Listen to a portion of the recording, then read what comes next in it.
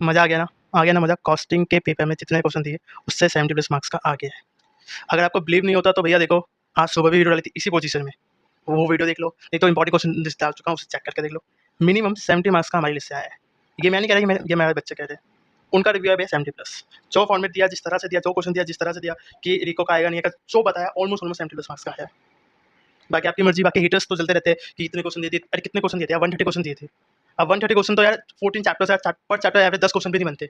इतने क्वेश्चन तो आप करके जाने चाहिए ना, पर लोग गालियाँ देते हैं, लोग स्कैम बुलाते हैं। छोड़ो यार, ऑडिट में जो बताऊंगा, जितना बताऊंगा अच्छे से फॉलो कर लेना। कॉज की तरह इसमें भी आपका 50 तो मिनिमम दिलवा दूंगा। तो वीडियो को पूरा देखना, पूरा समझना। और एक चीज़ रिक्वेस्ट करूंगा, आपने मेरी मेहनत देखी है कॉस्टिंग में, सबने देखी है, इस वीडियो को लाइक कर देना, अपनी कॉस्टिंग की जो फीडबैक है वो जरूर डाल देना। और जब आप वीडियो देखते हो तो एक हाइप का ऑप्शन आता है, वो हाइप भी जरूर क्रिएट कर देना ताकि इस वीडियो की रीच मैक्सिमम लोगों तक पहुंच कर। और अपना कॉस्टिंग का फीडबैक जरूर डालना। और टॉप पर अपना नाम भी हो सकता है ब्रैकेट में लिख देना, नहीं तो बच्चे कहते हैं, कई लोग कहते हैं बोर्ड का कमेंट है यार, बोर्ड से कितने कमेंट कराऊंगा मैं।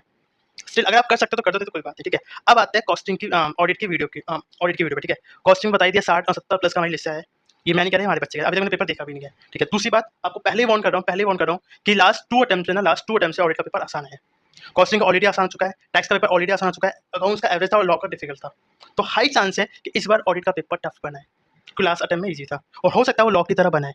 लेकिन लॉ में ऑलरेडी आपको धक्का लग चुका है, जिनका नहीं था लॉ का पेपर, सिर्फ ग्रुप 2 का था, उनको पता चल चुका है कि पेपर टफ था। तो पैनिक मत करना और पहले दिमाग में डालो पेपर टफ आएगा। क्यों? अगर सोच के जाओगे इजी आया, सोच के जाओगे इजी आएगा, इजी आएगा, लेकिन नहीं आया तो लग जाएगा इजी आ गया, एवरेज आ गया, बल्ले बल्ले। पर डिफिकल्ट आएगा, पहले माइंड में सोच लिया तो वो डिफिकल्ट पेपर भी आसान आ जाएगा। पेपर पैटर्न की बात करो तो कोई भी फिक्स पैटर्न नहीं होता। इस बार कहीं ना कहीं आपको सरप्राइज करेगा कि कुछ ऐसी चीजें करेगा जो यूजुअली नहीं पूछता है। कई लोग ना वीडियो बनाते हैं कि चैप्टर 1 से इतना आएगा, 2 से इतना आएगा। ऑडिट में, कॉस्ट में, एफएमएस में कुछ भी नहीं होता। ग्रुप 1 में होता है, ग्रुप 2 में नहीं होता। कोई अगर कोई करवा के दे दे तो बहुत बढ़िया, मैं तो नहीं करवा सकता क्योंकि जो चीज़ है ही नहीं वो मैं कैसे बता दूं। एमसीक्यू में डेफिनेटली ऐसे खेलेगा, डेफिनेटली खेलेगा, मैं आपको पहले कह रहा हूं। तो मेंटली रेडी रहे। अब बोलेंगे भैया प्रैक्टिस कहां से करें, प्रैक्टिस कहां से करें, प्रैक्टिस कहां से करें? कहीं से भी कर लो, वो बनाएगा तो एआई से ना। और एआई टूल तो है नहीं आपके पास कि वो कौन सा एआई टूल यूज करता है, या तो पता हो तो उससे टीचर्स या हम लोग फैकल्टीज कोर्सेज बना दे। तो जब वो है ही नहीं तो करेंगे कैसे? तो मेंटली रेडी रहना। और लॉ में जो गलती करी वो बिल्कुल मत करना, अच्छे से एमसीक्यू को हैंडल करना। अब रिवीजन सीक्वेंस कैसे रहेगा आपको बताता हूँ। सबसे पहले चैप्टर नंबर 1 करेंगे, 11 करेंगे, 111 मैच ही करता है। फिर 6 करेंगे ऑडिट डॉक्यूमेंटेशन, फिर ऑडिट प्रोग्राम, फिर आपका ऑडिट रिपोर्ट, फिर बैंक ऑडिट, फिर आपका स्टैंडर्ड किसके चैप्टर नंबर 4 के, 7 के, 3 के। जब ये कर लोगे फिर remaining part of chapter number 3, 5 और 9, मतलब 1, 11, 6, 2, 8, 10, फिर स्टैंडर्ड्स, फिर 3, 5, 9। 3 के मतलब जो अदर स्टैंडर्ड है वो 5 और 9 करेंगे। सर्वाइवलिस्ट में टोटल आपके 87 क्वेश्चन बनते हैं। उसमें से अगर आप 60 क्वेश्चन अच्छे से कर लेते हो, किस चैप्टर के? चैप्टर 1, 2, 6, 8, 10, 11 और चैप्टर नंबर 4 और 7, टोटल आपके 59 बनते हैं क्वेश्चन, लेकिन मैंने 60 बोल दी। टोटल 60 क्वेश्चन अच्छे से कर लेते हो। और साथ में ये जो होता है ना बेसिक कॉन्सेप्ट क्या होता है, जैसे चैप्टर नंबर का कुछ बेसिक हो गया जो यूजुअली आप पढ़ के नहीं जाते या आईसीएस पूछता नहीं है, या बेसिक होता है ना, जैसे ऑडिट की डेफिनेशन बता दो, ऑडिट प्रोग्राम की डेफिनेशन बता दो, तो वो नोट से आपको पढ़ना पड़ेंगे। वो मैंने लिस्ट में नहीं डाला। अब बोलोगे ओ भैया फिर डालो, क्या फायदा, क्या फायदा, क्या? अरे भाई अब तेरे नोट्स है ना, नहीं तो कोई फायदा नहीं है। तेरे जो बेसिक नोट्स है या जो तेरे टीचर के फैकल्टी के सामने नोट्स है उससे रीड करके चल जाए, क्योंकि कुछ ऐसे क्वेश्चन तो बहुत बेसिक होते हैं। लॉ में कुछ क्वेश्चन बहुत बेसिक थे और 15 से 20 मार्क्स के थे। अगर आप भी मानोगे हाँ 15 से 20 मार्क्स का पेपर तो ईजी तो था। तो जो बेसिक कॉन्सेप्ट है ना वो आपको पढ़ के जाने, तो वो 59 क्वेश्चन वो और ये बेसिक कॉन्सेप्ट किसी भी कॉस्ट में आपके 50 प्लस तो आराम से बन जाएंगे, क्योंकि कॉस्ट में आप 50-55 प्लस कर चुके हो। तो यहाँ पे अगर 50 प्लस हो गए तो भी एफएमएस में 50 प्लस और आपका ग्रुप निकल जाएगा और आपकी आर्टिकल स्टार्ट हो जाएगी, ठीक है। टाइम बचे तो चैप्टर नंबर 3, 5, 9 के जो 26 क्वेश्चन बच जाते हैं उसको कर लेना, ठीक है। अब आता है कि पेपर टफ आया तो पहले ही सोचो पेपर टफ होने वाला है, आसान आ गया बल्ले बल्ले। और अगर ऑडिट का पेपर इजी आ गया तो सेम अप्लाई करना एफएमएस में, पेपर टफ आने वाला है, पहले कह रहा हूँ। और गाली मत देना मेरे से भी नहीं है भैया, ये पहले सोचो पेपर टफ होने वाला है। अगर पेपर टफ आएगा मतलब कॉस्टिंग में आप 60 ला चुके हो तो आपको यहाँ पे 45-50 का टारगेट है कि 45-46 आ जाए, ताकि मेरा एग्रीगेट भी बन जाए और मेरा आराम से ग्रुप निकल जाए। लेकिन पूरा 100 मार्क्स का मतलब अटेम्प्ट करने की कोशिश करना है, पूरा करके नहीं।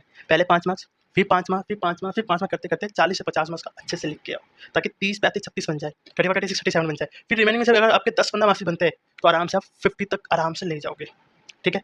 अब मैं बताता हूँ अगर टफ पेपर होता है ना तो देखो ऐसे ना बैलेंस करते हैं किससे, ग्रेस मार्क्सिंग से और आपका लीवर चेकिंग बहुत ईजी हो जाती है। कॉस्टिंग में बहुत टफ होगा, 70 का सोच रहोगे ना तो 50, 50, 52, 53 आएंगे, पर यहाँ अगर 52, 53 का सोचोगे ना तो उतने ही मार्क्स आएंगे, आप लगाने शायद उससे ज़्यादा ही आएंगे। इसलिए पेपर टफ है तो घबराना मत, ठीक है। अब आता है एमसीक्यू हैंडल करना बहुत आराम से कह रहा हूँ। एमसीक्यू को बहुत आराम से हैंडल करना। लॉ की तरह गड़बड़ मत करना, आराम से एक एक क्वेश्चन को पढ़ना, स्पीड से पढ़ना, मेन चीज़ों को हाईलाइट कर लेना पेंसिल से, ताकि जब आप क्वेश्चन पढ़ो उसके तो वो जल्दी जल्दी आपको उसके आंसर मिल चुके हैं, ठीक है। पेपर में बिल्कुल भी पैनिक मत, क्योंकि ऑलरेडी आप कॉस्टिंग में कहीं ना कहीं 60 प्लस का टारगेट कर चुके हो, आपके आ भी जाएंगे। यहाँ टारगेट होना चाहिए 45-55 के बीच में आ जाए। 50 भी आ गए ना, मैं कह रहा हूँ 45-50 के बीच, 47, 48, 15, 49, 50 तक भी आ गए तो अगले पेपर आपको 40 ही चाहिए होगा, क्योंकि यहाँ पे 60 आ गए कॉस्ट में, ऑडिट में 50 आ गए, 110 हो गए, मतलब 110 हो गए, अगले में 40 लाने, तो ओवरऑल आपका बैलेंस बच जाएगा। इसलिए आप घबराना मत। फाइनेंशियल कहूँगा भाई सी एग्जाम्स ना ये नहीं कि आपको सब कुछ आना ही चाहिए, सब कुछ आएगा, नहीं, आप पेपर उस टाइम प्रेशर कैसे हैंडल करते हो वो डिपेंड करता है, ठीक है। मोटिवेशन के लिए एक ही लाइन बोलूँगा, ये पूरा पैराग्राफ पढ़ लेना, इसमें बेस्ट लाइन क्या है, मेरे अंदर भी रहो, मेरे बाहर भी रहो। एग्जाम हॉल में जब भी टफ लगे, कुछ भी लगे, बोलना मेरे अंदर भी रहो, मेरे बाहर भी रहो। दिल सच्चा तय फिक्र क्यों होगा, मेरा दिल सच्चा है, मैंने मेहनत करी है, मैंने हार्ड वर्क किया है, मेरा भगवान देख रहा है, और मेरा भगवान देख रहा है तो मेरा पेपर अच्छा जाएगा। अब फाइनल वर्डिंग बोल दूँ, फाइनल में कंक्लूजन दे दूँ आपको। 60 क्वेश्चन जो बताया ना, चैप्टर 1 2 6 जो वाले बताया, वो अपने बेसिक कॉन्सेप्ट से चलो, 50 प्लस गारंटी है। अगर पेपर ईजी आ गया है तो 60 मार्क्स तो डेफिनेटली है, तो 50 प्लस तो आराम से। पेपर टफ आया, थोड़ा काम रखे, आराम से एक एक चीज़ अटेंड करना ताकि 50-51 तक आ जाए। लिस्ट से 60 प्लस का आएगा, या लेकिन क्वेश्चन को इस तरह घुमा देगा कि कई बच्चों को डिफिकल्ट लगेगा, इसलिए कह रहा हूँ आराम से करना। अब सर्वाइवल से एक बार दिखा देता हूँ कैसे है। देखो टोटल 87 क्वेश्चन है। सबसे ज़्यादा क्वेश्चन आपको चैप्टर नंबर 4 से मिलेंगे, क्योंकि यार चैप्टर भरा भी है, बहुत सारे स्टैंडर्ड्स कवर होते हैं। चैप्टर नंबर 3 में आपको ज़्यादा क्वेश्चन नहीं है, 40 बाकी में देखोगे 7 7 9 2 5 7 5 5 4, बस इन 2 चैप्टर में थोड़े क्वेश्चन ज़्यादा है, क्योंकि चैप्टर भी थोड़ा सा बड़ा है, इसलिए क्वेश्चन ज़्यादा है। बाकी सब में हमने 10 से नीचे क्वेश्चन नहीं रखे, टोटल 87 क्वेश्चन में। इतने क्वेश्चन जो बच्चे आपसे नहीं, आप नहीं पढ़ के जा रहे हो, फिर तो यार कमी आप में मेरी में नहीं, ठीक है। कल चैप्टर नंबर 1 2 6 8 10 11 35 से 50 मार्क्स एवरेज आता है, 32 क्वेश्चन कर लो। फिर 4 और 7 के 27 क्वेश्चन में ऑलमोस्ट आपके सारे सामने कवर हो जाएंगे, 25 से 40 मार्क्स प्लस बेसिक कॉन्सेप्ट जो होता है आपके वो पढ़ लो, 50 प्लस तो किसी भी कॉस्ट में आपके आ जाएंगे। फिर टाइम बचे तो ये 26 27 जो क्वेश्चन है वो कर लेना, हो जाएगा। अब ये लिस्ट मिलेगी कैसे बता देता हूँ। प्राइस पहले बताता हूँ, 400 रुपीज़ है, ठीक है। अब आपको क्या करना है, इस वीडियो को लाइक करना है, कमेंट करना है, ठीक है। फिर चैनल को सब्सक्राइब करना है, लाइक करना है, कमेंट करना है, सब्सक्राइब करना है, और प्राइस है 400 रुपीज़, पहले बताता हूँ। लाइक कमेंट सब्सक्राइब इन तीनों का स्क्रीनशॉट मेरे व्हाट्सएप नंबर 9667109525 पे सेंड कर देना है। मतलब लाइक का, कमेंट का, सब्सक्राइब का, तीनों का स्क्रीनशॉट मेरे व्हाट्सएप पे आप सेंड कर दो। इस अब फिर पेमेंट लिंक भेज दूंगा, 400 रुपीज़ पे कर दो। ये 87 क्वेश्चन की लिस्ट में जाएगी, इसमें आपको मिनिमम एटलीस्ट 60 क्वेश्चन अच्छे से कर लेते हो, बेसिक कॉन्सेप्ट पढ़ लेते हो, तो आप 60 प्लस आराम से, मतलब आसान आ गया तो 60 प्लस, एवरेज आया या टफ आया तो 45-50 की गारंटी आराम से मैं देता हूँ। बाकी 87 अच्छे से कर लेते हो, नोट्स पढ़ लेते हो तो हो जाता है, या सारे क्वेश्चन पढ़ लो, फिर एंड में जाकर एक बार या 2 बार या एटलीस्ट एक बार से सारे नोट्स पढ़ लो, तो 50 तो आराम से किसी भी कॉस्ट में आपके आ जाएंगे, ठीक है। लास्ट अटेम्प्ट में 70 प्लस का क्रॉस कर गया था, हमारी सर्वाइवल जितना ज़्यादा नहीं, हाँ 65 66 का समथिंग कर गया था, तो इस बार भी कर जाएगा, ठीक है। वीडियो पसंद आ गई तो लाइक कमेंट तो करना ही है। Thank you so much guys.